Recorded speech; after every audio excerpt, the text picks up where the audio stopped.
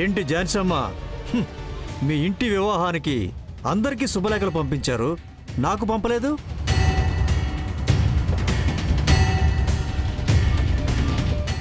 మీ కూతురి వివాహానికి నన్ను పిలవలేదు. సరే, మనవడి వివాహానికైనా పిలుస్తామనుకుంటే చివరికి ఫోన్లో కూడా కబురు చెప్పలేదే.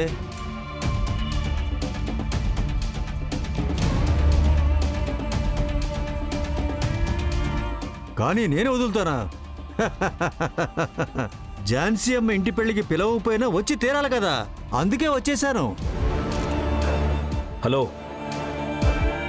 ఇలా మాట్లాడడానికి మీకు అసహ్యంగా లేదా? పిలవని ఇంటి ఫంక్షన్కి వచ్చేశారు. రవి, ఆవేశపడుకో. ఏంటి ఝాన్సీ అమ్మ, వచ్చిన వ్యక్తిని రండని అనకపోయినా పర్వాలేదు, నీ మనవడు అవమానిస్తున్నాడే. బాబు, పెళ్లికి నీకు శుభాకాంక్షలు చెప్పడానికి వచ్చానయ్యా.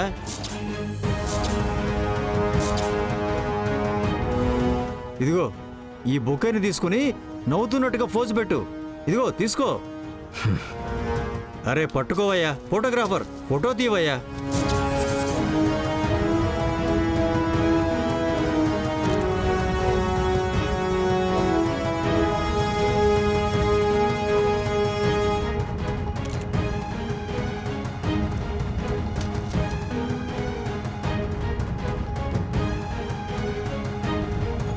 ఏంటి సార్? ఏంటి ఝాన్సీ అమ్మ చాలా రోజులుగా కనిపించట్లేదే అనిపించింది, వచ్చేసాను. సార్, ఒక్క నిమిషం రండి. ఏంటి? మీతో కొంచెం మాట్లాడాలి, కొంచెం కిందకొస్తారా?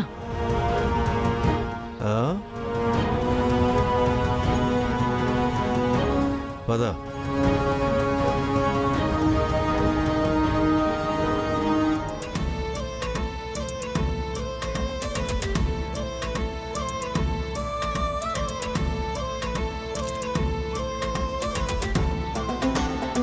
ఏంటి విషయం?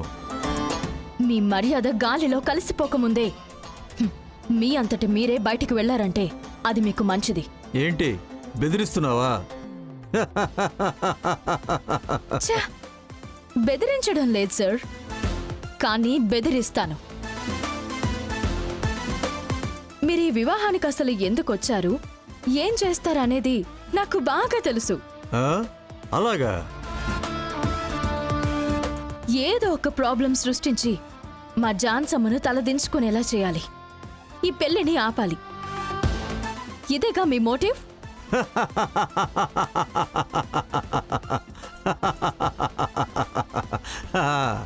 ఆ తర్వాత అలాంటిదేవైనా మీరు అనుకుంటే వచ్చే 10 నిమిషాల్లో మీ ఇంటికి పోలీసులు వెళ్తారు. అదెలా ఏంటి అనేవన్నీ ఆలోచించకండి సార్, నేను వెళ్ళేలా చేస్తాను.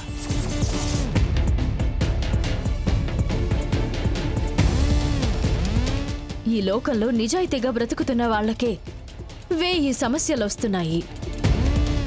మరి మీలాంటి వాళ్ళ ఇంటికి పోలీసుల్ని పంపించడం నాకు పెద్ద కష్టమేం కాదు.